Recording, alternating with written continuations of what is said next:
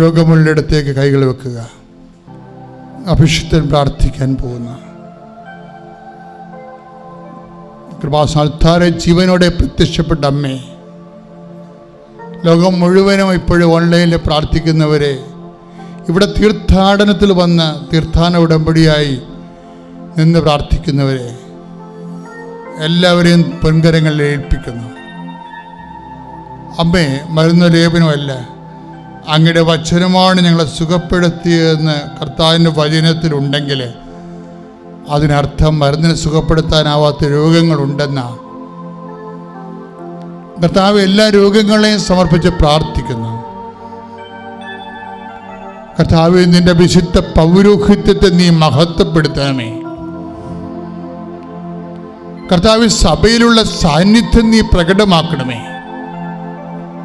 ഈ നിമിഷങ്ങളിലെല്ലാം കർത്താവേ, അങ്ങ് ഞങ്ങളോട് സംസാരിക്കുകയായിരുന്നു. ആ സംസാരത്തിൻ്റെ വെളിച്ചത്തിൽ അങ്ങയുടെ മക്കൾക്ക് അങ്ങ് വിശ്വാസം നൽകി, അവർക്കങ്ങ് വിശ്വസ്തത നൽകി. കർത്താവേ, നിങ്ങൾ ഓരോ ഭവനത്തിൽ ചെല്ലുമ്പോൾ അവിടെയുള്ള രോഗികളെ സുഖപ്പെടുത്തണമെന്ന് കൽപ്പിച്ചയച്ചവനെ, അതിൻ്റെ പേരിലാണ് കർത്താവേ ഞങ്ങൾ ഇന്നും, നിൻ്റെ കൽപ്പനയുടെ പേരിലാണ് കർത്താവേ ഞങ്ങൾ കൈ ഉയർത്തി രോഗശാന്തി പ്രാർത്ഥന നടത്തുന്നത്.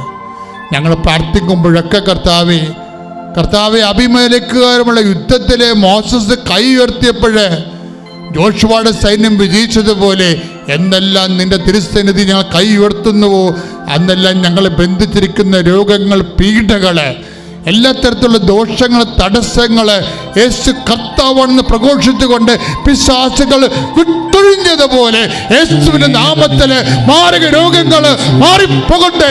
ശുദ്ധിക്കട്ടെ, ശുദ്ധിക്കട്ടെ, ശുദ്ധിക്കട്ടെ.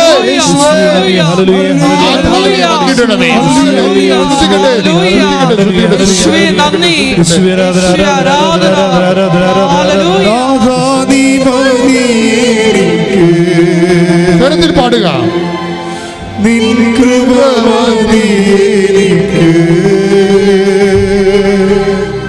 നാഥാ നീ മതി എനിക്ക്, നിൻ കൃപ മതി എനിക്ക്. ഈ യാത്രയിൽ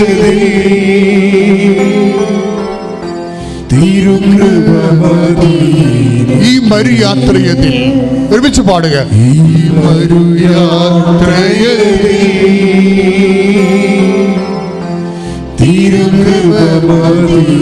ശക്തി പാടുക, സ്നേഹത്തോടെ. നാഥാ നീ, നാഥാ നീ മതി എനിക്ക്,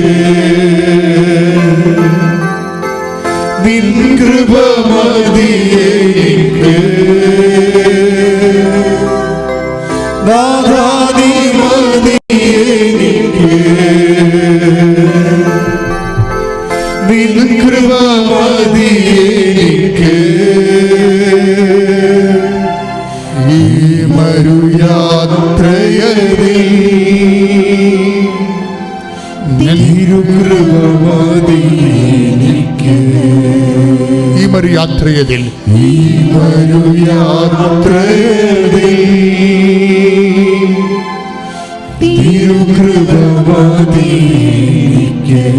പരിശുദ്ധ പരമ ദിവ്യകാരുണ്യത്തിന് എന്റെ പ്രിയപ്പെട്ടവരെ, ജീവനോടെ പരിശുദ്ധമാ പ്രത്യക്ഷപ്പെട്ട ദുരന്തമുണ്ടാകാൻ പോണ് പ്രാർത്ഥിക്കണമെന്ന് ആവശ്യപ്പെട്ടുകൊണ്ട് ലോകത്തോട് പ്രാർത്ഥിക്കാൻ ആവശ്യപ്പെട്ട വിശുദ്ധ മണ്ണിൽ നിൽക്കുകയാണ്. 10,000-കണക്കിന് ആരാധനയാണ് ഇവിടെ നടന്നിട്ടുള്ളത്. ഈ ആരാധന മധ്യത്തിൽ തന്നെയാണ് അമ്മ പ്രത്യക്ഷപ്പെട്ടതെന്ന്. ഇന്നും ആരാധന നടന്നുകൊണ്ടിരിക്കുകയാണ്. അമ്മ നമ്മുടെ കൂടെ സാന്നിധ്യം നൽകുന്നുണ്ട്. എൻ്റെ ദൈവപൈതലേ, നിന്റെ എന്തെല്ലാം വിഷയങ്ങളാണോ ഇവിടെ നീ കേട്ടത്, ഉടമ്പടിയിലൂടെ മനുഷ്യൻ കടന്നു ചെല്ലുന്ന എല്ലാ ദുരന്തമുഖത്തും നിന്നോടുകൂടി ദൈവത്തിന്റെ വാഗ്ദാനമായി നിന്റെ അമ്മയുണ്ട്. ശ്രുതികട്ടെ.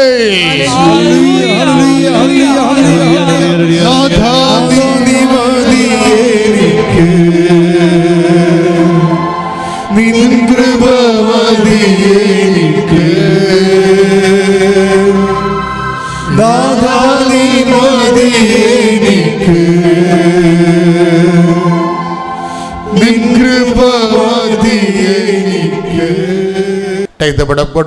Hallelujah. യോഹന്നാൻ 16:23. അന്ന് നിങ്ങൾ എന്നോട് ഒന്നും ചോദിക്കുകയില്ല. 6 നിയോഗങ്ങളില്ല, അസ്തമിച്ചു. 6 നിയോഗങ്ങൾ അസ്തമിക്കോടെ വെച്ച് ചോദിക്കണത് എന്താണ്? പരിശുദ്ധാത്മാവ് മാത്രമേ ചോദിക്കത്തുള്ളൂ.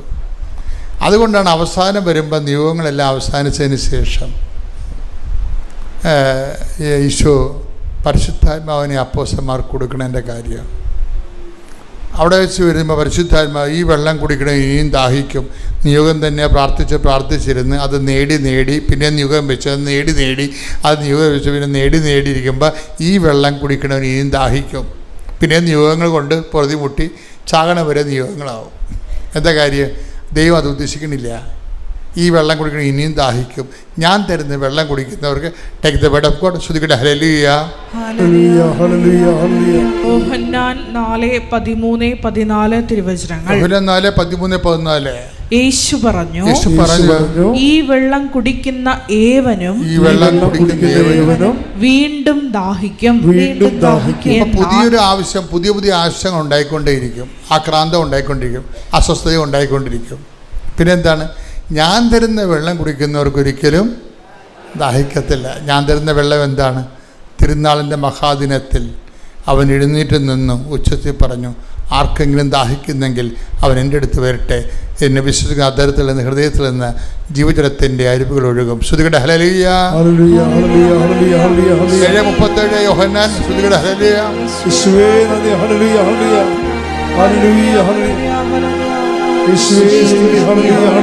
യോഹന്നാൻ 7:37. തിരുനാളിന്റെ അവസാനത്തെ മഹാദിനത്തിൽ യേശു എഴുന്നേറ്റ് നിന്ന് ശബ്ദമുയർത്തി പറഞ്ഞു, ആർക്കെങ്കിലും ദാഹിക്കുന്നെങ്കിൽ അവൻ എന്റെ അടുക്കൽ വന്ന് കുടിക്കട്ടെ. എന്നിൽ വിശ്വസിക്കുന്നവന്റെ ഹൃദയത്തിൽ നിന്ന് വിശുദ്ധ ലിഖിതം പ്രസ്താവിക്കുന്നത് പോലെ ജീവജലത്തിന്റെ അരുവികൾ ഒഴുകും. എന്താണ് ജീവജലത്തിന്റെ അരുവിയും? താഴെ പറയുന്നുണ്ട്, തന്നിൽ വിശ്വസിക്കാനിരുന്നവര് സ്വീകരിക്കാതിരിക്കുന്ന പരിശുദ്ധാത്മാവിനെ കുറിച്ചാണ് അവനത് പറഞ്ഞത്. ഒന്ന് പറഞ്ഞ്, തന്നിൽ വിശ്വസിക്കാനിരുന്നവര് സ്വീകരിക്കാനിരിക്കുന്ന പരിശുദ്ധാത്മാവിനെ കുറിച്ചാണ് അവനത് പറഞ്ഞത്. ഹല്ലേലൂയ.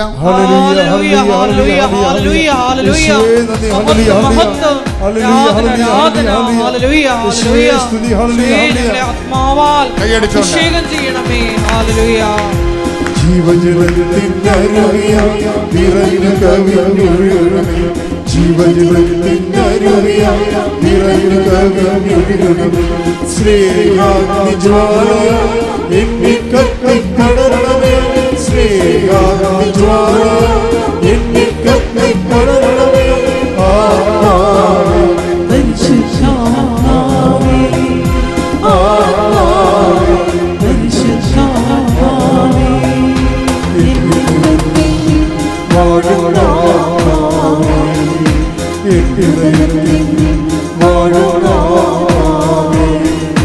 നിറയണമേ, എന്നിൽ നിറയണമേ, നിറയണമേ, എന്നിൽ നിറയണമേ.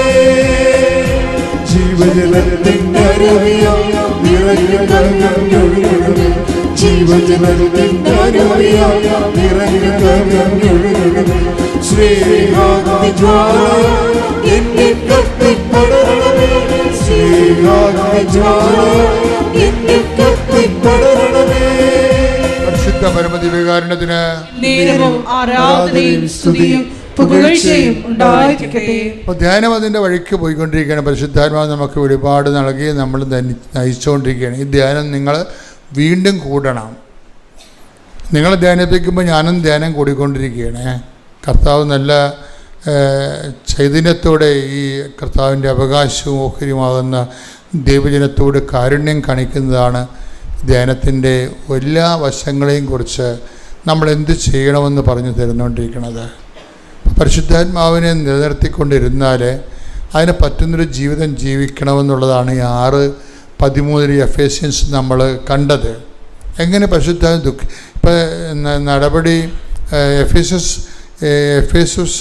4:30, തെസ്സലോനിക്കർ 5:19 പരിശുദ്ധാത്മാവിനെ എങ്ങനെ വേദനിപ്പിക്കാതിരിക്കാം, പരിശുദ്ധാത്മാവിനെ എങ്ങനെ ദുഃഖിപ്പിക്കാതിരിക്കാം, പരിശുദ്ധാത്മ ജീവിക്കാം, അതിനുള്ള ഒരു ഭൗതിക സാഹചര്യങ്ങളെക്കുറിച്ചാണ് നമ്മൾ എഫേസസ് 6:13 പറയണത്.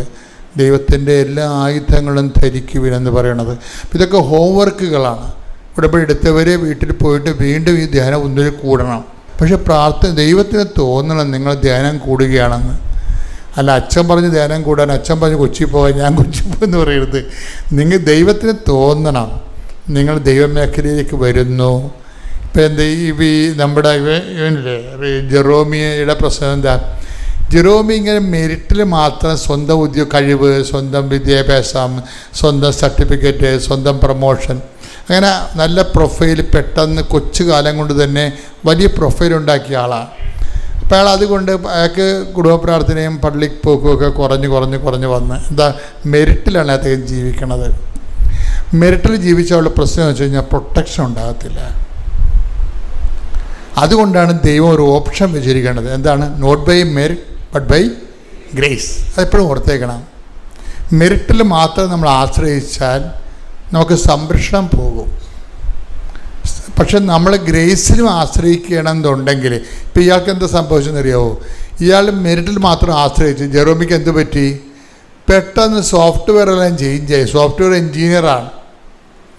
നിങ്ങൾക്കറിയില്ല, ഇപ്പോൾ നമ്മൾ മൈക്രോസോഫ്റ്റിൻ്റെ ഓരോ പഴയ സംഭവമല്ലല്ലോ ഇപ്പോൾ എടുക്കണേ. ഇപ്പോൾ AI വന്നപ്പോൾ കമ്പ്യൂട്ടറുകാരുടെ എല്ലാവരുടെയും പണി പോയി. പലരുടെയും ഒരു 50% ആൾക്കാരുടെ പണി പോയി. അതാണ് ഇപ്പോൾ ആൾക്കാർ ഈ ഡിജിറ്റലി AI പഠിക്കാൻ പോണത്. ആർട്ടിഫിഷ്യൽ ഇൻ്റലിജൻസ് വന്നപ്പോൾ കമ്പ്യൂട്ടറിൻ്റെ പല ആൾക്കാരുടെയും പണി പോയി. ഏറ്റവും പ്രയാസം അനുഭവിച്ച IT മേഖലയിലാണ്. അങ്ങനെ ഈ ഇപ്പോഴത്തെ പുതിയ സംവിധാനത്തിൽ പണി പോയ ആളാണ് ഇങ്ങേര്, നമ്മുടെ ജെറോമി എന്ന് പറഞ്ഞ ആൾ. അങ്ങേര് പണി പോയി എന്ന് വെച്ചാൽ പെട്ടെന്ന് ഷിഫ്റ്റൊക്കെ ഈ കുറേ ആൾക്കാർക്ക് കുറച്ച് ആൾക്കാരെ പിരിച്ചുവിടലായി. അതുപോലെ തന്നെ ജോലി ചെയ്തുകൊണ്ടിരിക്കുന്ന ജോലി ചേഞ്ച് ചെയ്ത് കൊടുത്തു. കാരണം എന്താണ്? അവരുടെ അയാൾ ചെയ്തുകൊണ്ടിരിക്കുന്ന ജോലി, അയാൾ ഒരാഴ്ച കൊണ്ട് ചെയ്യണ ജോലി 1 മണിക്കൂർ കൊണ്ട് ചെയ്യാൻ പുതിയ തലമുറ കയറി വന്നു. അതാണ്. അപ്പം ത്രട്ടിങ് ആയില്ലേ? അയാൾ ഒരാഴ്ച കൊണ്ട് ചെയ്തുകൊണ്ടിരുന്ന ജോലി 1 മണിക്കൂർ കൊണ്ട് ചെയ്യാൻ വേണ്ടി AIയുടെ പുതിയ ആൾക്കാർ കയറി വന്നു. അപ്പോൾ ഇയാൾക്ക് ആക്രിപ്പണിയായി അതിൻ്റെ അകത്ത്. അപ്പോൾ പഴയ സെറ്റപ്പ് എല്ലാം പോയി. പണ്ട് വൈറ്റ് കോളറൊക്കെ ഇട്ട് നല്ല ശമ്പളമൊക്കെ മേടിച്ച് ഇപ്പോൾ കമ്പനിക്ക് വേണമെന്നില്ല, വേണേ നിൽക്കുക അല്ലേ പോ എന്ന് പറയുന്നത്. കോൺട്രാക്റ്റല്ലേ എല്ലാം. തട്ടെന്ന് പറഞ്ഞാൽ ഇതുപോലെ വല്ലാത്ത തട്ട് കിട്ടി. അതുകൊണ്ടാണ് എപ്പോഴും നിങ്ങൾ പറയണത്, എപ്പോഴും നമ്മൾ മെറിറ്റിൽ പോകാൻ പറ്റത്തില്ല. നമ്മൾ ഉടമ്പടിയിലായിരിക്കുന്നതിൻ്റെ ഒരു ഇൻഷുറൻസ് നമ്മൾ എടുക്കുകയാണ്. എങ്ങാനും തട്ടുകേട് വന്നാൽ തന്നെ നമ്മളെ താങ്ങാൻ കർത്താവിൻ്റെ കൈകളുണ്ടാവും. കൈയടിച്ച് സ്തുതിക്കട്ടെ. ഹല്ലേലൂയ, ഹല്ലേലൂയ, ഹല്ലേലൂയ, ഹല്ലേലൂയ, ഹല്ലേലൂയ. മഹത്വം, മഹത്വം, ആരാധന, ആരാധന. ഹല്ലേലൂയ, ഹല്ലേലൂയ. അത് കർത്താവിൻ്റെ ഒരു വാഗ്ദാനങ്ങളിലാണ് പോണത്. കാര്യം നിനക്ക് ലോകത്തിൽ സഞ്ചരിക്കുമ്പോൾ എന്തെങ്കിലും തട്ടുകേടുണ്ടായാലും കമ്പനിയുടെ നിയമങ്ങൾ മാറാം, ലോകത്തിൻ്റെ എൻജിനീയറിങ് ഇപ്പോഴുള്ള കറണ്ടായിട്ടുള്ള ടെക്നിക്സൊക്കെ എല്ലാം മാറാം, ടെക്നോളജി ചേഞ്ച് ചെയ്യാം. അപ്പോൾ കമ്പനി നിന്നെ പുറത്താക്കും. പക്ഷേ ഒരു അഷ്വറൻസ് നമുക്കുണ്ട്. എന്താണ്? I will not disown you at any cost. Company മാറിയാലും ടെക്നോളജി മാറിയാലും ഞാൻ മാറത്തില്ല, ഞാൻ നിന്നെ തങ്ങും. Take the bed up. ശ്രുതികട ഹല്ലേലൂയ, നീ വരൂ. ശ്രുതികട ഹല്ലേലൂയ.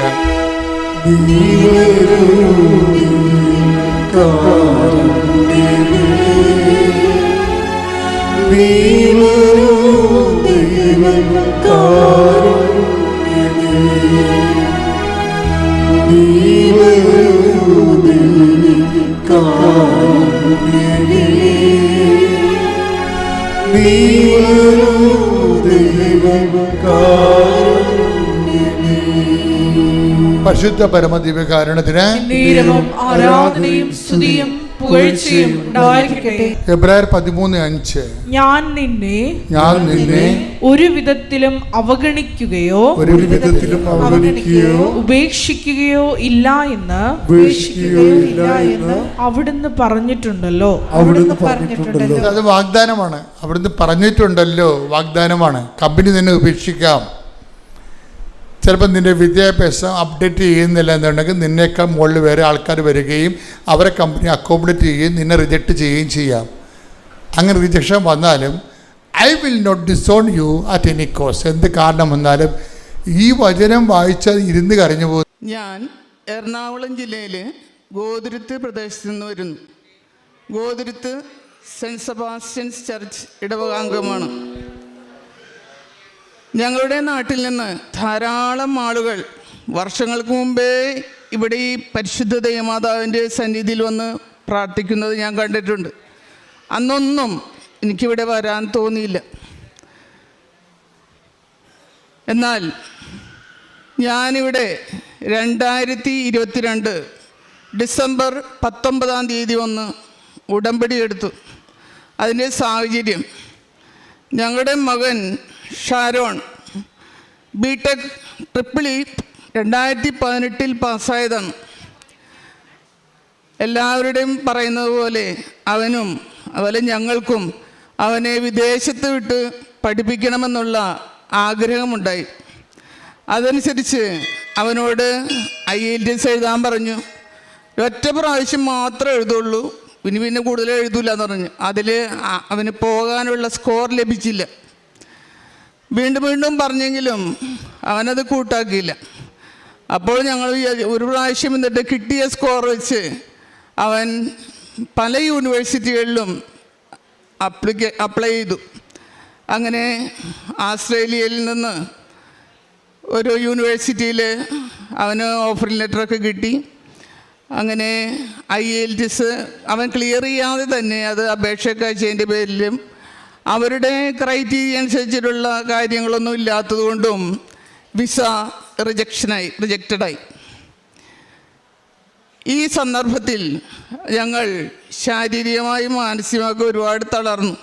അവനാണെങ്കിൽ പോകണമെന്നുള്ള അതിയായ ആഗ്രഹവും പോകാനായിട്ട് സാധിക്കുന്നുമില്ല. മറ്റു രാജ്യങ്ങളിലൊക്കെ ഇതേപോലെ അപ്ലൈ ചെയ്യുന്നുണ്ട്, പക്ഷേ ഒന്നും കിട്ടൂല. ഒരു പ്രാവശ്യം റിജക്ഷൻ വന്നാൽ ആസ്ട്രേലിയ പോലുള്ള രാജ്യത്തൊക്കെ ഒരു 3-4 വർഷമെങ്കിലും കഴിഞ്ഞിട്ടേ പിന്നെ കിട്ടുകയുള്ളൂ. അതെല്ലാവരും പറഞ്ഞു. മറ്റു സ്ഥലത്തേക്ക് അന്വേഷിച്ചിട്ടും കിട്ടിയില്ല.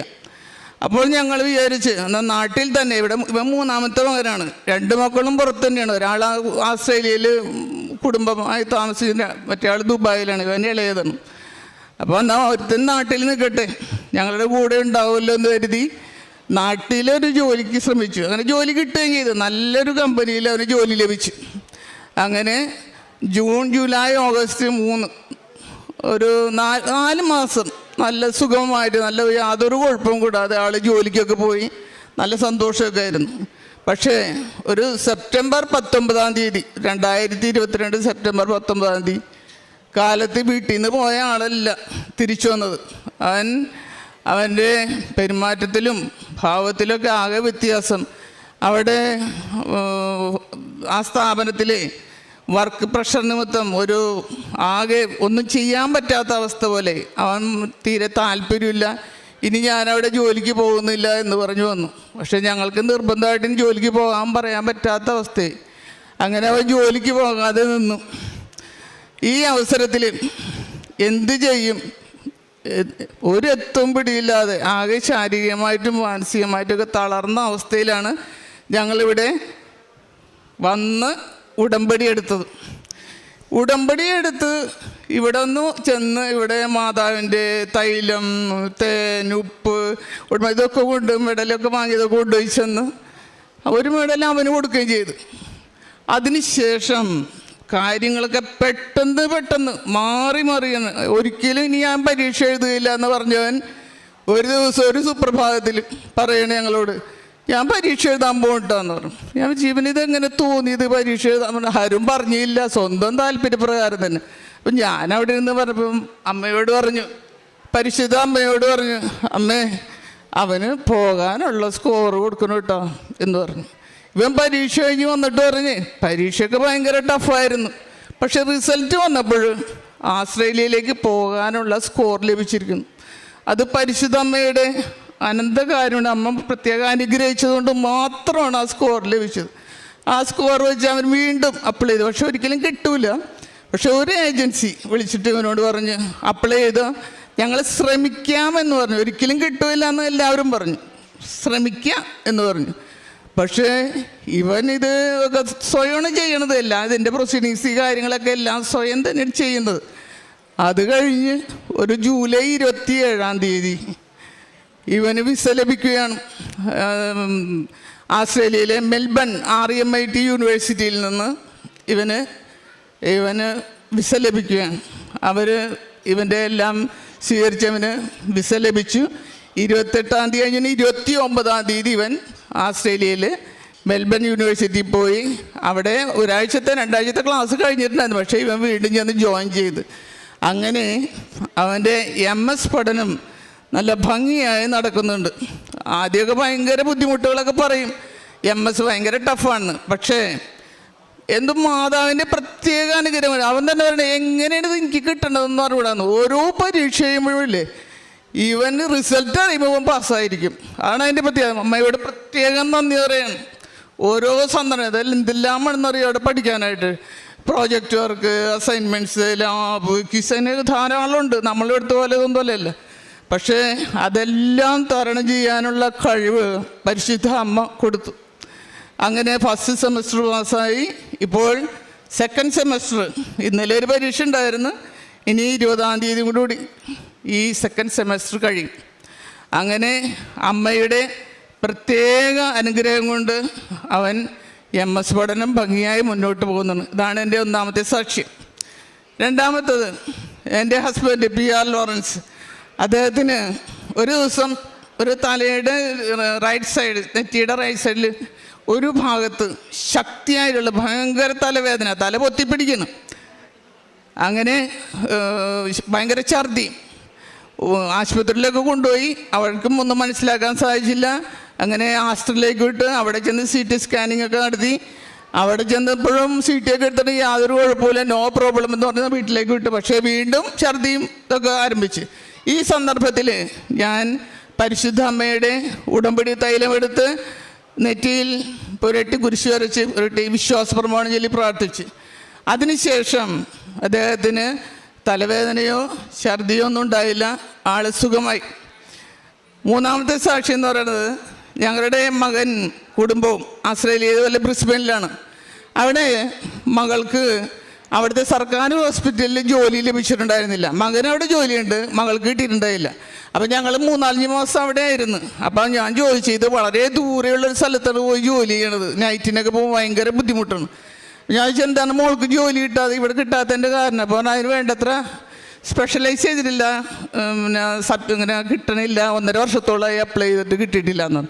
അങ്ങനെ ഞങ്ങൾ പോകുമ്പോഴെല്ലാം കൂടി കൊണ്ടുപോകല, പച്ചത്തിരിയും നീലത്തിരി പോലെ തൈലവും തേനും ഇതൊക്കെ എല്ലാം കൂടി പോകണത്. എപ്പോഴും ഞങ്ങൾ ആദ്യം അത് തന്നെയാണ് പാക്ക് ചെയ്യുന്നത്. അവിടെ ചെന്ന് ഇതേപോലെ ഇവിടെ പറഞ്ഞ പോലെ തിരിയൊക്കെ കത്തിച്ച് വെച്ച് പ്രാർത്ഥിച്ചതിൻ്റെ ഫലമായിട്ട് മരിയാന്നാണ് പേര്, മരിയയ്ക്ക് ജോലി ലഭിച്ചു. ഈ മാർച്ച് 18 മരിയ അവിടുത്തെ സർക്കാർ ഹോസ്പിറ്റലിൽ ഡ്യൂട്ടി ജോയിൻ ചെയ്തു. അത് വലിയൊരു അത്ഭുതമായിട്ടാണ് എല്ലാവരും വരുന്നത്. കാരണം ഇത്രയും നാൾ അപ്ലൈ ചെയ്തിട്ട് ഒരു ഇൻ്റർവ്യൂവിന് പോലും വിളിച്ചിട്ടുണ്ടായിരുന്നില്ല. പക്ഷേ അമ്മയുടെ അനന്ത കൃപ കൊണ്ട് മകൾക്ക് ജോലി ലഭിക്കുകയും ചെയ്തു. നാലാമത്തേന്ന് വെച്ചാൽ ഞങ്ങളുടെ കഴിഞ്ഞ മാസം ഞങ്ങളുടെ മൂത്ത മകൻ്റെ കൊച്ചിൻ്റെ കുർബാന സ്വീകരണമായി ദുബായിൽ വെച്ചായിരുന്നു. അപ്പോൾ ഞങ്ങളുടെ മകൻ്റെ ഭാര്യയുടെ അപ്പച്ചനും അമ്മച്ചിയൊക്കെ അവിടെ വന്നിട്ടുണ്ടായി, ഞങ്ങൾ പോയിട്ടുണ്ടായിരുന്നു. അവിടെ ആ ഫംഗ്ഷൻ്റെ അന്ന് മെയ് 5 മകളുടെ അമ്മച്ചിക്ക് ഇതുപോലെ ശക്തിയായിട്ടുള്ള തലവേദനയും ഛർദിയും വയറിളക്കവും. ഈ ഫംഗ്ഷനിൽ പങ്കെടുക്കാൻ പറ്റണില്ല, അവർക്ക് പള്ളിയിലും വരാൻ പറ്റണില്ല. അങ്ങനെ അവർ ഈശോയെ പറഞ്ഞിട്ട് തല അങ്ങോട്ടും ഇങ്ങോട്ടും ഇങ്ങനെ ഇട്ട് കാണിക്കുന്നത് ഭയങ്കര ഇതാണ്. അപ്പോൾ ഞാൻ ഇതേപോലെ പരിശുദ്ധമ്മയുടെ ഉടമ്പടി തൈലമെടുത്ത് നെറ്റിയിൽ കുരിശ് വരച്ച് ഒരു വിശ്വാസ പ്രമാണമൊക്കെ ചൊല്ലി പ്രാർത്ഥിച്ച് സുഖമാകും, ഫംഗ്ഷനിലൊക്കെ പങ്കെടുക്കാൻ സാധിക്കും, ധൈര്യമായിട്ടിരിക്കാന്നൊക്കെ പറഞ്ഞ് ഞങ്ങൾ പള്ളിയിൽ പോയി. പക്ഷേ കുറച്ച് സമയം കഴിയുമ്പോഴത്തേന് ഇവരുടെ എല്ലാ അസുഖവും പെട്ടെന്ന് മാറി. അവരാ പരിപാടിയിലൊക്കെ പങ്കെടുത്ത് റിസപ്ഷനിലൊക്കെ പങ്കെടുത്ത് സന്തോഷമായി. അതിൽ വീണ്ടും അങ്ങനെ വന്നപ്പോഴും ഇതുപോലെ ചെയ്തിട്ട് അവർ സുഖമായിട്ട് അവരുടെ തലവേദന പാറി. ഇത് എനിക്ക് നന്ദി വിളിച്ചു പറഞ്ഞു. ഞാൻ പറയും എനിക്ക് നന്ദി പറയണ്ട, പരിശുദ്ധ അമ്മയുടെ അനന്തകൃപ കൊണ്ടാണ്, അമ്മയുടെ ഉടമ്പടി തൈലം പറ്റിയിട്ട് മാത്രമാണ് അത് സൗഖ്യമായത്. ഇത്രയും അനുഗ്രഹങ്ങളാണ് ഞങ്ങൾക്ക് ലഭിച്ചത്. പരിശുദ്ധമ്മ ഞങ്ങളുടെ ജീവിതത്തിൽ ഒരുപാട് അനുഗ്രഹം നൽകുന്നുണ്ട്. പിന്നെ ഞാൻ ചെയ്യുന്ന പ്രവൃത്തികൾ ഇവിടെ എല്ലാ മാസവും ഞാൻ ഒരു ദിവസം ഇവിടെ വരും, കൃപാസനത്തിൽ വരും. എന്നിട്ട് ഉടമ്പടി പത്രം വാങ്ങിയിട്ട് ഞങ്ങളുടെ ആദ്യമൊക്കെ കുടുംബ യൂണിറ്റിലും ആരാധനാലയങ്ങളിലൊക്കെ കൊടുത്തിരുന്നത്. പിന്നെ ഞാൻ സർക്കാർ ഹോസ്പിറ്റലിൽ കൊടുത്തിരുന്നു. പിന്നെ കാരുണ്യ പ്രവർത്തികൾ എന്ന് പറയുന്നത് ഞങ്ങൾ ഇടയ്ക്കിടയ്ക്ക് ബethlehem അഭയഭവൻ കൂവപ്പടി അവിടെ പോയിട്ടുണ്ട്. അവിടെ ഓണാഘോഷമൊക്കെ അവിടെ ചേർന്ന് അവരുടെയൊക്കെ ആവശ്യമായ സാധനങ്ങളൊക്കെ വാങ്ങി കൊടുക്കും. പിന്നെ ഞങ്ങളുടെ അടുത്തൊരു വൃദ്ധസദനമുണ്ട്, അവിടെ അമ്മമാർക്ക് ആവശ്യമായ ഭക്ഷണത്തിന് ആവശ്യമായ അരി നൽകും. പിന്നെ രോഗികളെ കണ്ടെത്തി അവർക്ക് എല്ലാ മാസവും കൃത്യമായിട്ട് ഒരു ചെറിയ ഞങ്ങളുടെ തുക അവരുടെ വീട്ടിൽ കൊണ്ടുപോയി അവർക്ക് നൽകും. എല്ലാ രോഗികളെയും ഞങ്ങളുടെ കഴിവിനനുസരിച്ച് ഞങ്ങൾ സഹായിക്കാറുണ്ട്. ഇത്രയും അനുഗ്രഹങ്ങൾ ഞങ്ങളുടെ ജീവിതത്തിൽ നൽകിയ പരിശുദ്ധ അമ്മയ്ക്കും യേശുനാഥനും കോടാനുകോടി നന്ദി അർപ്പിക്കുന്നു. ഇവിടെ വന്നിട്ടുള്ള ഇതുപോലെ പരിശുദ്ധ ദേവമാതാവിൻ്റെ ഭക്തരായ എല്ലാവരെയും സമൃദ്ധമായി അനുഗ്രഹിക്കട്ടെ എന്ന് ഞാൻ പ്രാർത്ഥിക്കുന്നു.